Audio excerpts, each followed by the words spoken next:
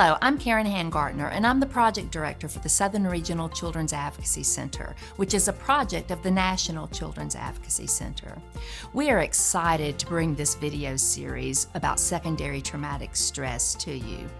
In this video series, we have conversations with three of the foremost experts in secondary traumatic stress. And in these, we discuss how do these effects show up on individuals, and how does working in the field of secondary traumatic stress impact organizations, and then how do we conduct supervision in a way that's supportive for our staff. And then we'll also hear from Chris Newland, the Executive Director of the National Children's Advocacy Center, to talk a little bit about the role that the senior leader plays in addressing secondary traumatic stress in the organization, and how do we go about creating healthy, supportive environments that support the staff that we're working with. In this video, I sit down with Françoise Mathieu, Pat Fisher, and Brian Miller to have a discussion about what secondary traumatic stress looks like in children's advocacy centers, and what do we need to know, and what strategies do we need to be implementing in order to create supportive, protective environments for our staff so that they can do this work sustainably. Enjoy this conversation.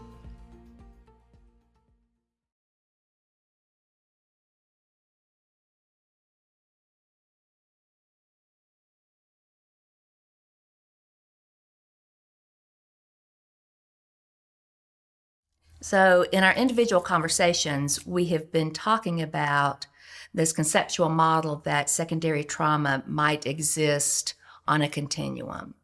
So I think it would be really interesting for us to talk about what are some things that individuals and organizations can do at each step along the continuum to create supportive, protective environments for their staff. I like the idea of thinking of the organizational response in terms of a continuum, because too often I think we start at the deeper end of that continuum when those symptoms have become actually an impairment to the worker. And by thinking of it more in terms of a continuum, we can get upstream and start looking at normal stress reactions before they become symptoms, before they become an impairment. And that really means it really involves a belief that we can do something about secondary traumatic stress in an organization, in a trauma-serving organization. And so if we get upstream and just start talking about normative stress reactions, then we can begin to formulate how we move in that can at least mitigate the effect and at best prevent it. I like too how that really does speak to the normalization of this, that this work doesn't impact people because they're weak or they just don't have the stuff to do this work necessarily, but that there is a normal expectation that you're going to be impacted by doing this work in positive and negative ways. So Pat, talk a little bit about, as you look at the continuum from an organizational point of view, and how we can think about how to implement strategies. Well, I think there's a model that we can borrow from public health that's really useful when we look at this, and that's that notion of primary, secondary, and tertiary levels of intervention and prevention. And typically, for example, what we do is we ignore primary prevention, which is really the place where we want to put the most emphasis, and that's the place where how do we minimize the risk for people in the first place. And so what are the ways and strategies we can use so that the exposure level is minimized or ameliorated to some extent. And then secondary prevention is where we're looking at, given that people are going to be exposed to this stuff, what are the things that we can do to help them manage it, mitigate it, deal with it in ways that it's less likely to go on to become really problematic. And tertiary prevention is typically where we put all of our effort, and that's when damage has happened. And tertiary prevention is the big ticket item, and that's where people are injured, they're leaving, we've got turnover, we've got all of those other kinds of really serious challenges. So when we look at the investments that organizations typically make, even from a fiscal point of view, there's an awful lot more going to the tertiary level intervention, not so much going to secondary, and often virtually nothing going to primary prevention. What we want to do is turn that the other way around so it's a good pyramid. And so we're sitting on a really robust primary and secondary prevention model, and then you don't have as many people escaping up into need for the really heavy-duty supports and treatment. So it's really shifting the way we look at things and getting in front of the horse, or getting, the horse in front of the cart, that way round. And too often we do it the other way. I think the way this contract has unwittingly been written is that the organization brings you in knowing that you will be subjected to a certain level of trauma exposure. We bring you in, we ask you to do this job, and now it's your job to do self-care and to do something about that. Do self-care when you get home. And only when you are so impaired because of your exposure that you're not functional as an employee does the organization take any responsibility. And so I think everything we're talking about is about getting in there earlier in the organization, starting from a position that we know we are asking you to be exposed to trauma, and therefore as an organization we're going to do what we can to support you with that. Françoise? Well, one of the interesting challenges that we've run into is at the training level at the school, so college, university level. Some programs have been really interested in having some education around these topics, and I think that's really important. But what's really been difficult for the, new recruits or the rookies is sometimes when they haven't done field work yet, some of this feels theoretical, but it doesn't actually land for them. And I get that question all the time from really well-meaning supervisors, educators, trainers who say, how soon should we talk about this? And I always say we should talk about it all the time at every level, because there's some parts. I like to go, for example, in a college program once they've done a placement, because I think that it lands more for them once they've at least had their chance to go in an organization. And I'll often ask them, any of you walked in and the minute you walked in, you could sense it in the ventilation system, the positive or negative atmosphere. And they know exactly what I'm talking about now. So I think some of this has to be anchored in experience, but it doesn't necessarily have to be extensive. And then it needs to be revisited all the time. Because the other thing that we see, of course, is that the more senior folks in agencies are often the ones who don't go to ongoing education and training. They delegate, they send someone else to the conference or to the courses. And I think that this is part of what needs to be reviewed at every stage in our career as well. I agree. Yeah, and it's also the place, too, where there's often that assumption that STS is only going to be an issue for frontline people. And, of course, what we really know is, yes, certainly they're getting direct exposure, but so, too, are the admin support staff. So, too, are the supervisors and leaders as we're moving through the whole system. Everybody has a piece of this, and the flavor may be a little bit different, but everybody's in this tent, and I think that message is starting to sink in numbers of organizational settings. In others, it's still a novel notion. And so part of this is shifting that discussion so that we know we're all in this. And then that also has the additional merit of incorporating senior leadership and middle management into supporting the kinds of initiatives that are necessary. So let's think about then the front end of that continuum. We're talking about you're being exposed. Mm-hmm. You're either hearing children's disclosures of abuse, or you're looking at images that are traumatic. So before we even get people in the door, before we even start the hiring process, what are some concrete things we should do? What is our right, our duty to warn? And how do you frame those messages when you're even starting the process of hiring somebody? Pat? That's a really interesting question, and in some jurisdictions outside of North America, it's actually come up as a legal issue, and it comes in as a sort of a duty to warn and informed consent, because we know enough now about the potential risks for people coming into this really high-end stuff for it to impact them negatively.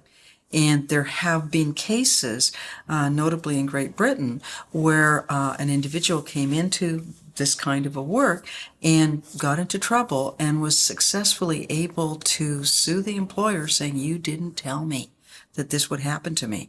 So that there is some sort of spotty notions out there that we really do have some informed consent issues here. Now, it hasn't gotten into jurisprudence in North America, but I think we need to think, because we know enough now, that when somebody's interested in coming into the field, that we have a full disclosure, that coming to this field can be a wonderful professional choice. But it also bears some risks, and we know from the research literature that some of these factors might put you variously at a little more risk, and others might be somewhat more protective. But you need to make an informed choice about coming in here. So even before somebody walks in the door, I think there's some things that we can start doing. And then, of course, you've got the whole interview process and the selection criteria in people who are doing that selection process to be well informed and being able to ask good questions. I know, Brian, you had some really good thoughts around that. Well, I really like the language that you're using, Pat, because I think regardless of any legal precedent, just the ethics of the situation are that as an organization, I have an obligation to give you fair warning. This is what we are going to be asking you to do. And then you have the ability to then give informed consent. And so I like thinking in the terms of duty to warn and informed consent, because that's, I think, an honest contract now with my potential hire. And if we go back to, I think it was in Beth Stam's work in the late 90s, her secondary trauma book, and I think it was Monroe, who actually had a chapter with a sample of a contract like that. Mm-hmm. And in it, there's a section where it's also the duties and responsibilities of the employer or the workplace towards you. Mm-hmm. So it wasn't just informed consent. I acknowledge that by doing this work, I will be affected or potentially harmed, but also here's what we engage ourselves and promise to offer you to mitigate and acknowledge those. And I really like that. Yeah. Which is a fascinating question then. If an agency, if a children's advocacy center is getting ready to hire a forensic interviewer, and they're talking about, okay, here's what you can expect from us, what would be your advice of what would be essential to be in that document about here's what this agency is going to do for you to be supportive and protective? So who wants first stab? Oh, there's so many. This is like maybe we have to do round being robin. in a candy you shop. do one, you do one, you do one. Sure. Yeah. Yeah. Okay, let's start. We will offer you the training you require in a timely fashion with no penalty to, we will release time for you to acquire the training and master the training that's required. That's great. And here's where I think the organization needs to commit to regular ongoing supervision. We will provide you with the supervisory support to check in on your well-being. And we will match your caseload to your capacity as it evolves over the time with us. I like that, going back to that capacity. So the expectation is not that as a new therapist, you're going to have a full caseload right off the bat. Yeah. We're going to give you time and space to develop those skill sets. And the supports in supervision and in other ways, and the training. Ooh, to pick up on that, how about also balancing caseloads to reflect severity or the nature of the cases that you're being referred? That's right. So you have, a ranking of some of the more severe cases and some of the maybe less severe, so that they're a little more balanced. That's one of the challenges for those of us in the Children's Advocacy Center world, is that our caseloads are always 100% trauma, and so the old not having all trauma cases on your caseload is really not an option for us. So we have to get creative in how we triage. Yeah, triage that. Yeah. Just the straight severity piece. Yeah. Exactly. Yeah, label that up. Exactly. What else do you think is essential to be in that an organization should be doing? I think I love the idea of it being contractual, but I think the organization needs to make at least an ethical commitment that we will provide you a functional team that will participate with you in difficult cases as well as providing you support. Yeah. You said something earlier or yesterday about no one person carries this case and we all carry this case. Please say that again. Yeah, I'd like to because it actually becomes something of a chant, and that is that in this agency, this work is so difficult that every difficult case is carried by each of us and by all of us. And we're not going to leave you alone with that extraordinarily difficult case, that we're going to be involved, that in short, we've got your back. That just sounds so supportive. If I'm thinking if I'm a new therapist or a new forensic interviewer coming into this practice, that just sounds like I'm giving time and space to learn, to breathe, to, figure out how to deal with these tough cases. And I think some of the other pieces are embedding in the contract what values we hold and we're going to manifest inside of this organization.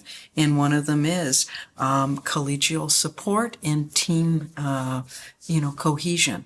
And that only happens because folks are able to get together and talk. So we're going to have regular team meetings. We're going to have those kinds of supportive processes that fit to the specific work we're doing. But we're not going to have people fractioned off, overworked, all on their own. That this is part of what we see as being really vital. Mm-hmm. Another big piece which we've seen in the literature is about flexibility. And I know that some workplaces can't be as flexible as others. Obviously, people sometimes say to me, I'm in court or I'm in clinic. But we know that a certain amount of flexibility can make a tremendous difference in terms of people's ability to manage life outside of work as well. And so, as some of our colleague Kyle Killian's research showed, being able to interrupt your day to attend to a family appointment or some type of other event and come back can release so much stress, and yet it can be quite a minor impediment in a way. Having a workplace where you have a sense of that and that there's a certain element of trust. Because I think that I was in an agency last week that had experienced collective punishment. So one person had violated a rule like that, and then everyone lost that benefit.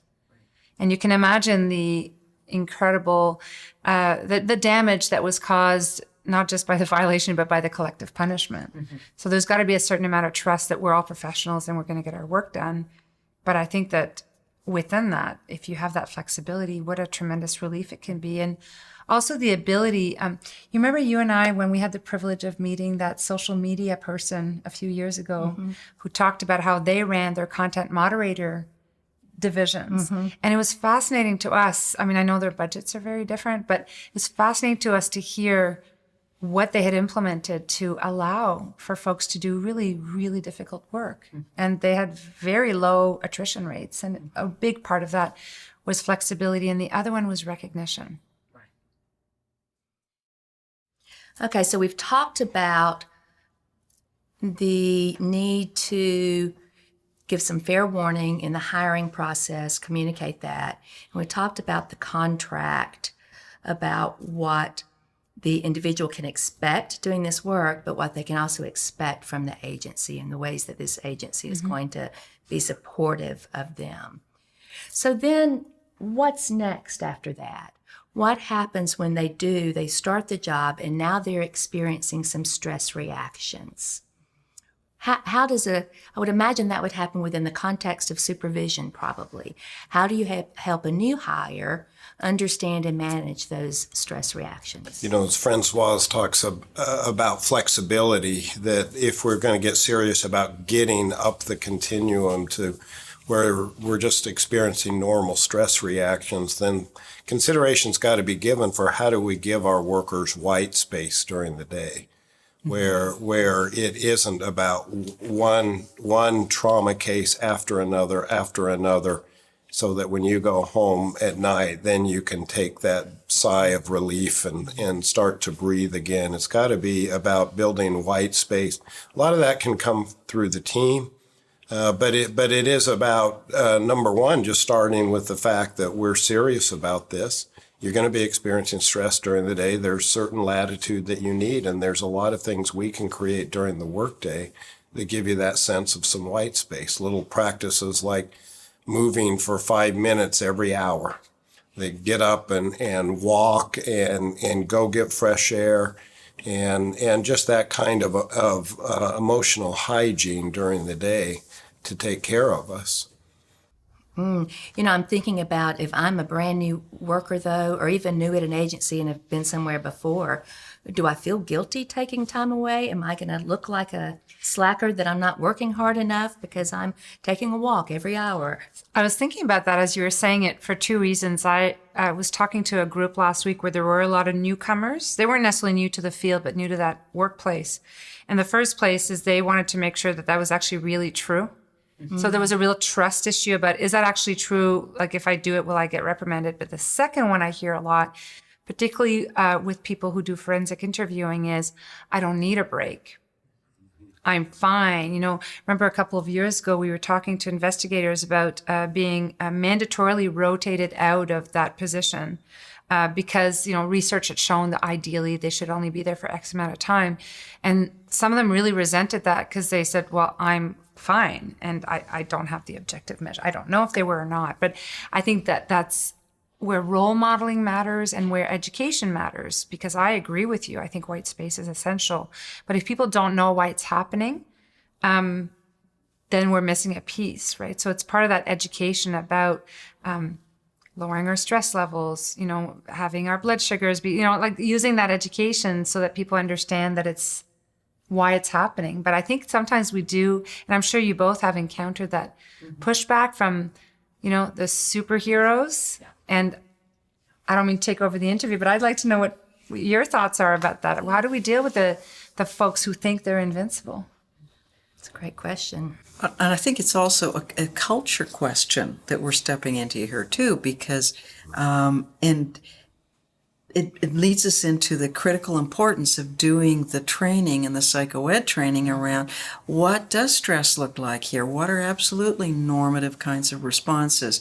Destigmatizing the whole thing and developing a kind of literacy in everybody about what this stuff is, what it looks like, and what are some of the basic and then rather more advanced things we can do. And if we have that shared literacy, then the person who says, no, I've been doing this for 14 years, I'm never going to not do anything else. And then they start having more permission to look at it differently, or at the least the other folks in there can look at this person and say, oh my goodness, that's a symptom that they're terrified of moving or doing anything differently. But you're starting to shift the conversation and what is normal. And it's a much more supportive and typically a much more compassionate environment from workers with each other when they're sharing that.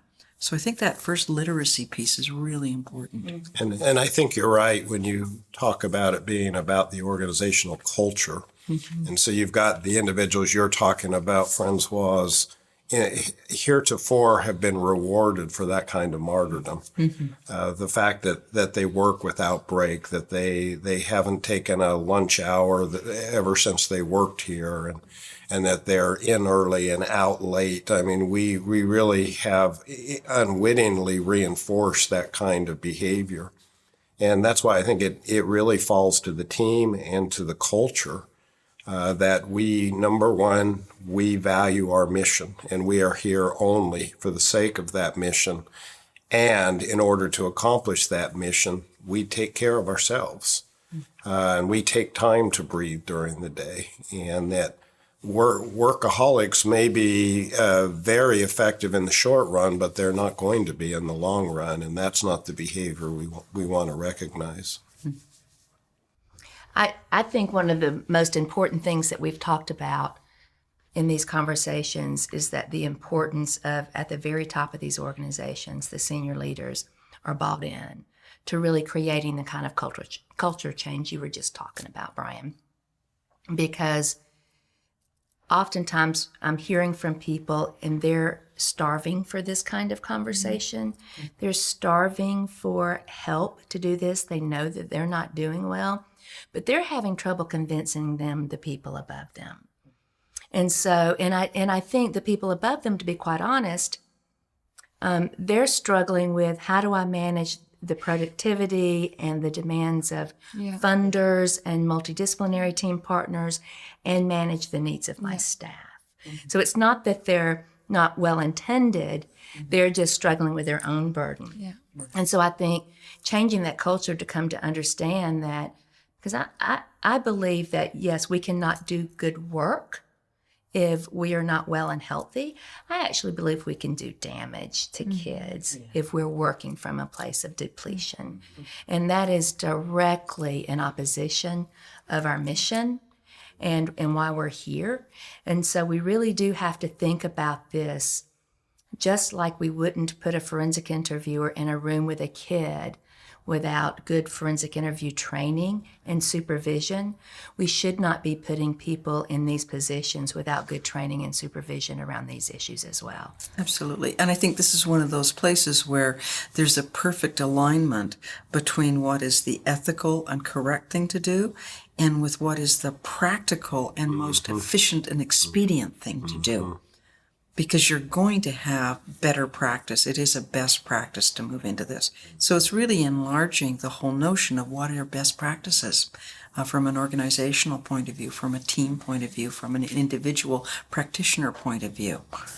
And I know you guys have done a lot of work around making the business case to actually address this, and that's found on you guys' website. So, yeah, I think that's a really important thing. If even the ethical and other arguments don't work, that making the business case does, because it takes a lot of time and money to train staff. Absolutely. And, as you're saying this, I was thinking about going a couple of years ago to a victim symposium, victim service, what was it called? Victim-centered think tank or something. So the aim was everyone who was there was a service provider or a stakeholder representing the rights of victims. And they were all there to discuss kind of, this code of how to deliver services that are victim-centered. And what was incredible to me is that in that room of about 50 different stakeholders, I was the only one there that was there to represent service providers. And so basically, it was really interesting. So they were producing this kind of document, like, the tablets from Moses coming down from the mountain saying, thou shalt be, you will be compassionate, you will be present, And at the end, I was like, just respectfully, where here have we talked about our responsibility as organizations towards ensuring that our service providers can actually deliver these victim-centered services?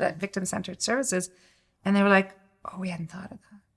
And so that didn't come from a place of ill will.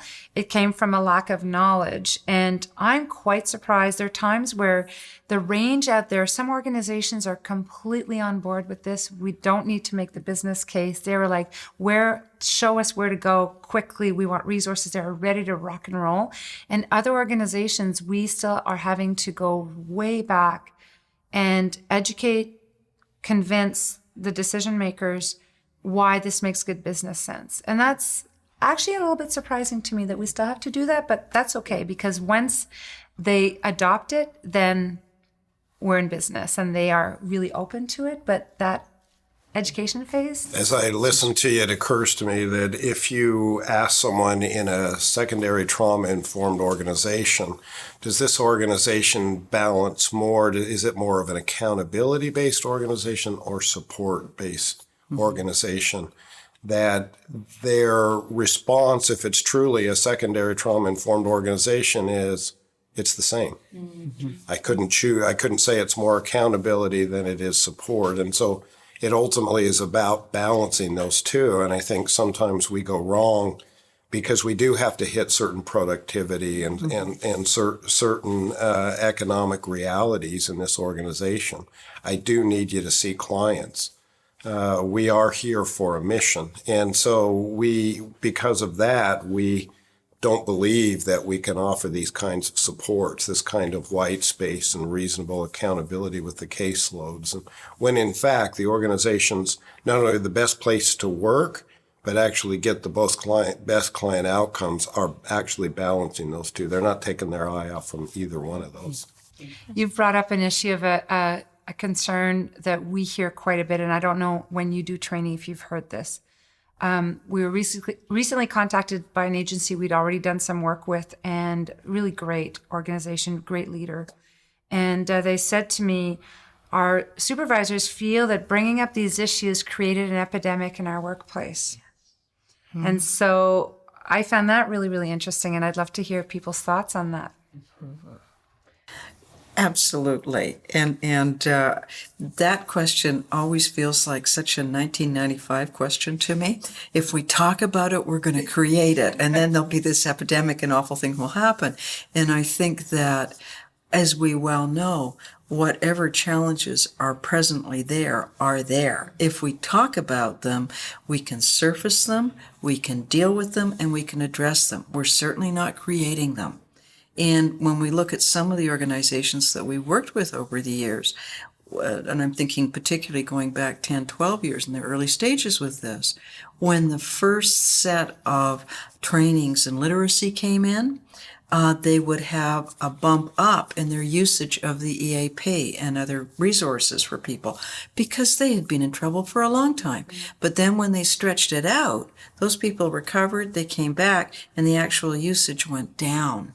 And the turnover went down because they dealt with the resident already challenges and harm that had happened, but then they were able to mitigate and move forward in a place that was much healthier. So I think you also have to open up the time window.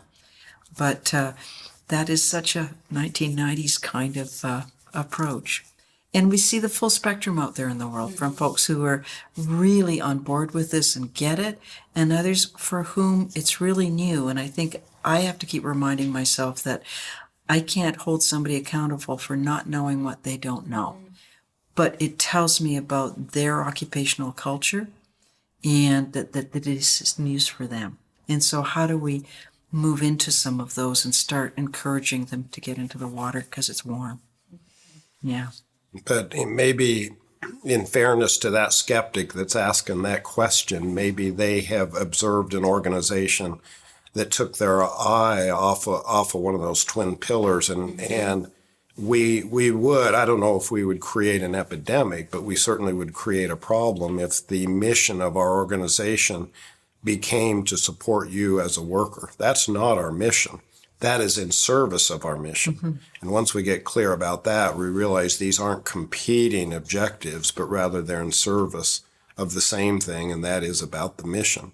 The way we accomplish our mission of serving clients is we take care of our workers and keep them healthy. I'm glad you said that, because that was the second point that I was alluding to, that so this wonderful director I'm referring to, or this wonderful leader I'm referring to, who calls me and she said, listen, at the end of the day, we still have a job to do. And in her case, there were folks who were saying, you know, I have secondary trauma or compassion fatigue or what have you. I can't go to court. And she said, no, your job is to go to court, and I will support you to do that. And I really love the way that you're representing those two pillars, mm-hmm. and how they both need to be served. And I think that's a wonderful way to talk about it. Yeah. I think the interesting thing too, and we haven't really talked about this quite in this way so far, but there is this sense, yes, there is an obligation on the part of the agency. There is a responsibility. What's the responsibility of the individual? Because it is a dual responsibility. You just brought that up. Our mission as an agency is not to support you, you know, as an employee solely. But so what is that individual responsibility? I have so many thoughts about this. So I think, first of all, that we make, you know, I really love going back to Lorianne Perlman's original, you know, personal, professional, organizational kind of framework. I think that we all have an ethical responsibility to bring the best self that we are to our work. And I understand that there are life circumstances, you know, all of us have lost sleep because we had a sick child, or we had an illness or a family emergency. I mean, I absolutely understand that. But I think that we make daily decisions about the way that we conduct ourselves at work. So that's a daily decision about whether I engage in office toxicity or gossip or naysaying. It's a decision about whether I show up and take the training that was offered to me. You know, I think that it's a decision about whether, and no judgment here, but, you know, whether I stay up, you know, for 4 hours too late because I'm watching a show and I know I'm going to be burnt out or physically exhausted the next day. I mean, I think that we have daily decisions that we make about that. And I also think that certainly as a clinician, I know that my best skill set is being on. And what does that mean, right? So a lot of us don't necessarily have a lot of hard skills. We have a lot of soft skills, and they're unique and they're precious. And I can't carry out those soft skills unless I'm well. So I think it begins there, where I make a decision about, this is a profession and it's a very serious responsibility. And how do I honor that? And when I can't, if life is really disrupted, as we all have those ups and downs, that I also have a responsibility to make sure that I access the resources I need. And one concern I have sometimes is I've met some pretty, disgruntled employees who said to me, I'm not, let's say they weren't getting EAP covered or something. And they'd say, I'm not going to do that because it's going to cost me money. And I said, I understand that that's not necessarily fair, and it would be nice if you had benefits. But, in England, they say cutting your nose to spite your face. Mm-hmm. It's kind of like, well, I'll show them, I won't get help. And I said, well, who's going to suffer the most? So I think that it really begins with self. Mm-hmm. I think another couple of individual aspects of the contract is one, a simple one is about acknowledging distress. Mm-hmm. That I have an obligation to let my team and my supervisor know when I am. And by that, I just mean when somebody says, how are you doing, that I answer that forthrightly. And then in the bigger way, in fact, in the biggest of ways, the individual responsibility is about joining the mission of this organization, which actually is the most protective thing that you can do as it relates to your trauma exposure. This trauma exposure must make sense, and it makes sense if it's because I'm participating in this mission. And so in parallel, the twin pillars of the organization with the individual, I've got to sign up for the mission, and I've got to believe in it at a personal level. And I think all of this also nests so beautifully inside of the notion of zone of control, because as individuals, what part of our life and our work do we have absolute control and discretion over? And those are all of those elements. What are the parts that we have some influence over? And so we're going to make decisions and representations. And what's the stuff that's completely outside of our control? And one of the things that we'll often see when somebody's starting to get into a really not good place and really disgruntled, they're focusing all of their energy on the stuff they have no control over. And my life can't get any better at all until they do this, or this changes, or the budget is shifted. But that's the stuff they have no control over. And they have abandoned themselves and their own very legitimate control over the choices that they can make that could be helpful for them. So I think that's one of those sort of symptomatic pieces sometimes in there.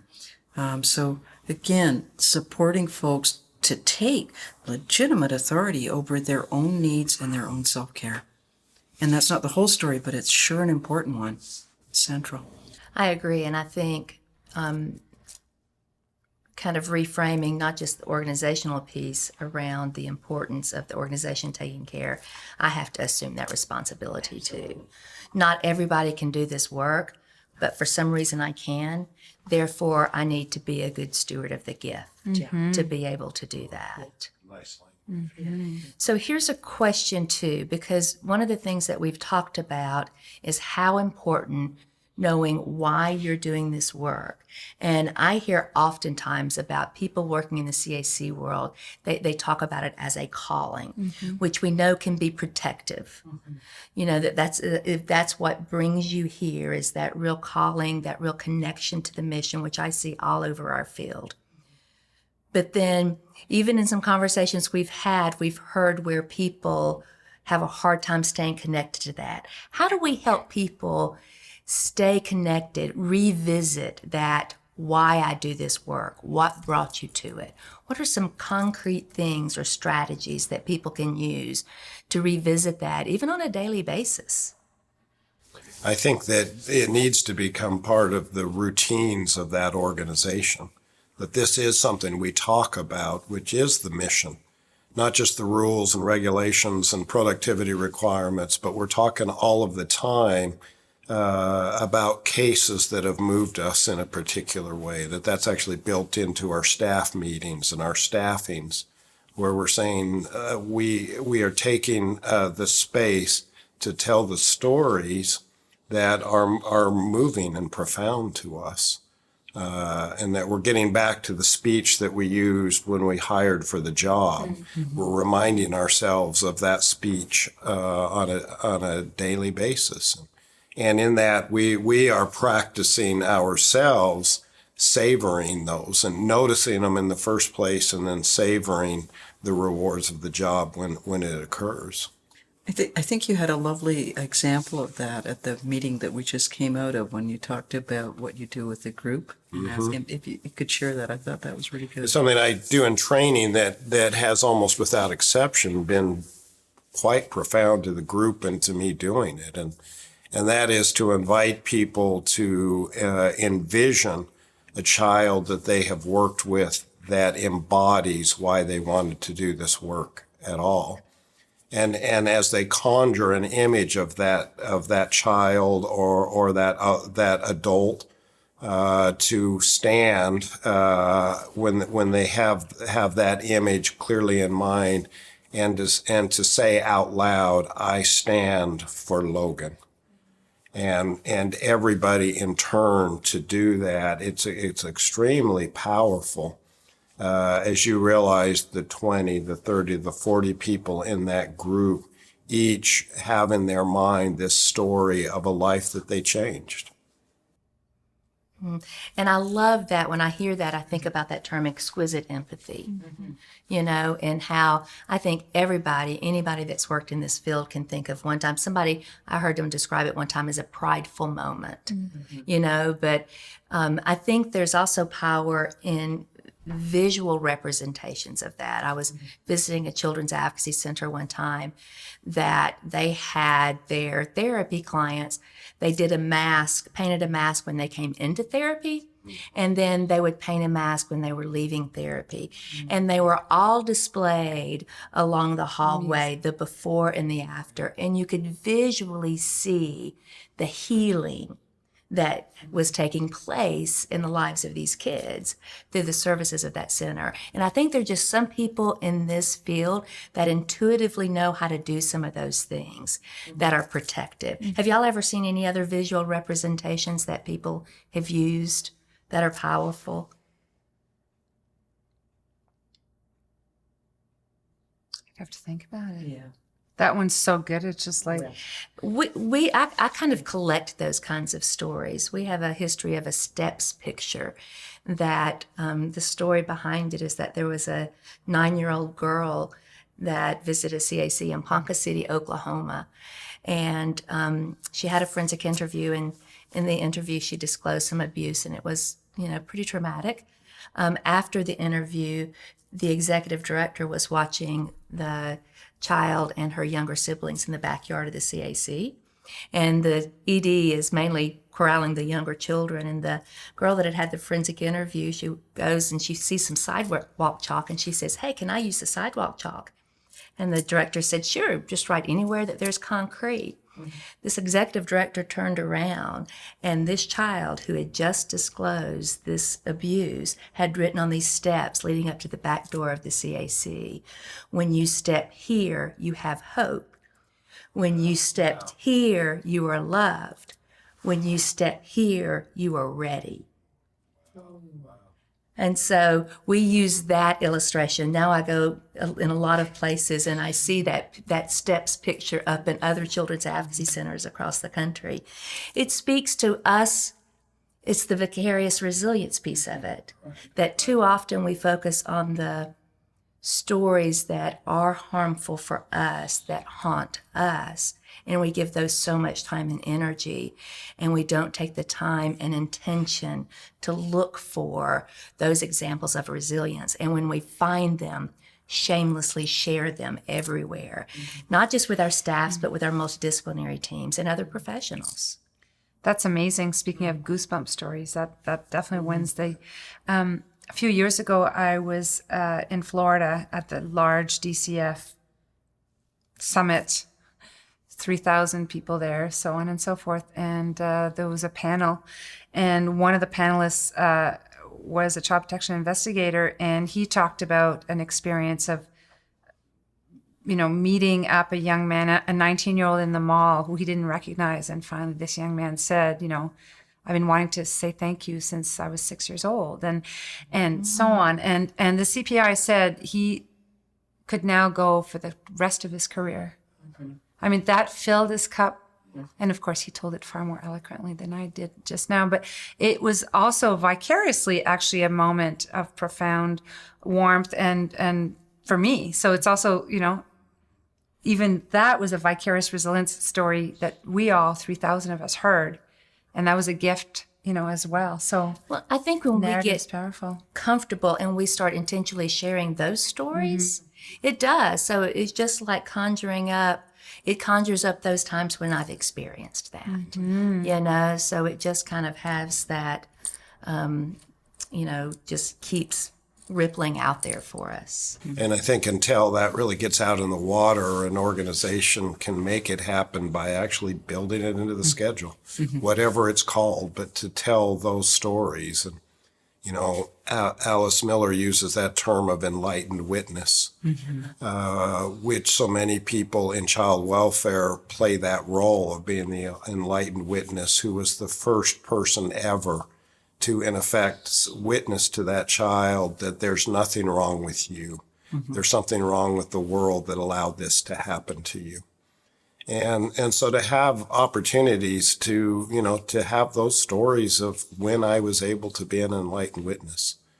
And, for every one of those kids that you encounter as a young adult saying, I always wanted to say thanks, there will be scores that you didn't happen to run into. But you bent the arc of their life and don't even know it. Okay, so I think one of the things that we need to talk about, because I've seen CAC supervisors struggling with this, what happens when you have a staff member who is experiencing, they've gone through the STS symptoms and now they're really having some functional impairment. So it's that struggle, though it's caused, by the work, but, how do you balance that? How do you support a staff member who's experiencing functional impairment in their job as a result of this exposure to trauma? I think we can start with where that might first be noted, which takes us back to the importance of supervision. And the importance of continuous monitoring and that supervision, where as a supervisor, my contract with you is that I'm going to not only ask you, but I'm also going to be watching for indications of your well-being on the one hand, or workplace strain on the other. And so the supervision hopefully is active enough that that's where we're going to notice this. That's where we're going to be able to have the requisite conversations. I think when there is impairment, it's good to think in the analogy of any workplace injury. That if you have injured your back in a pallet accident, that because it happened here on the job, we're not going to turn our back on you figuratively, and now it's yours to get well. That we are going to make the referrals and trust that we have the insurance benefit package that's also going to pay for your follow-on, and that we already have defined processes for EAP referrals and what other psychotherapy or other supports, as well as the team continuing to support this, all being done in the same sense of non-judgmentalness, of normalizing this for some sensitive individuals, and that the team's not going to turn our back on you, but that this time these referrals are important. My thought is, as you were saying that, I agree with everything you've said. The question I hear a lot is, what if the individual themselves does not recognize that they're there? Good question. How do you handle that? And that means that the supervisor in that very unfortunate situation is in a position where they, by putting the client first, that may mean that they make this referral as part of a job requirement. That we need to be assured that you are fit for duty. That in that case, our client's interests and your interests are the same. We want you to be well. And so there are times where we have to make that unfortunate call without the agreement of the worker. And it raises an issue, I completely agree with you. It raises an issue of something I encounter a lot dealing with supervisors and some leaders is in our field, it feels like a lot of us are afraid of conflict. Mm-hmm. And I get that question almost every week. And it seems to me that an area of further training and skill building that we all need, but particularly in a supervisory role, is our conflict management skills. Mm-hmm. And I can't help but think, Brian, when you're talking about, that being a requirement, we haven't done a great job in the CAC world of HR management. That really is a growing edge for us. And I think we need to sometimes think about what are our capacities in that. And we found that oftentimes getting an HR lawyer on your board of directors is a great way to kind of meet that need so that you have somebody that can help you walk through when you're having those kinds of challenges with staff. And short of that, I think just for me as the individual supervisor to make sure that if I'm going to have this crucial conversation and I'm worried about that, it's hard for me to deal with the conflict that might be involved, that I go up the stream, even if I don't have an HR professional that's going to kind of take that burden away from me. I want to talk to my supervisor and get guidance as I do that. But I'd say it in strong language. I have an ethical duty here. And I actually, in all sincerity, am looking out for the well-being of the worker as well, even if they disagree. But I have an ethical duty to act here, and I can't just turn the other way because I'm uncomfortable with conflict. And it's something that I hear a lot too, and I'm absolutely agreeing with everything you're saying from supervisors and people in leadership roles, that there's a very large proportion of them who don't feel skillful about it. They're very awkward feeling about the whole thing. And then others who actually are feeling, this is easy, I can do this stuff. And so that takes me again back to the need for supervisors to have peer support groups and their own peer supervision groups, because typically in a group of supervisors, you're going to have a variation in skill sets around it. And so rather than leaving our poor supervisors sitting out on the end of the diving board all by themselves, we need them to have echoes of the support through to help them be able to cope with these things. It's an important point. And again, the parallel, just as we don't want to leave that worker with a difficult case all by themselves, that for me as a supervisor, I need some other shoulders to help me carry the weight of this and frankly, just to advise me about how to best handle this. And even if it's someone like you who's very, very skilled with this, if you're in a group of other supervisors, a bunch of them won't be. And so your ability to talk this through and modeling and all that information is helping lift everybody up on the way through this. Mm-hmm. So here's another question. Oftentimes in a children's advocacy center, they're going to see, there's certainly, the day in, day out cases that they see. But then there are oftentimes some real over-the-top traumatic cases that they see. I think, sometimes when they begin to think, I've seen everything that I can see, something else comes along. What are some of the best ways to, after one of those really critical incidents or those really tough cases that are taking a toll on staff members, what are the best ways to address that as an organization?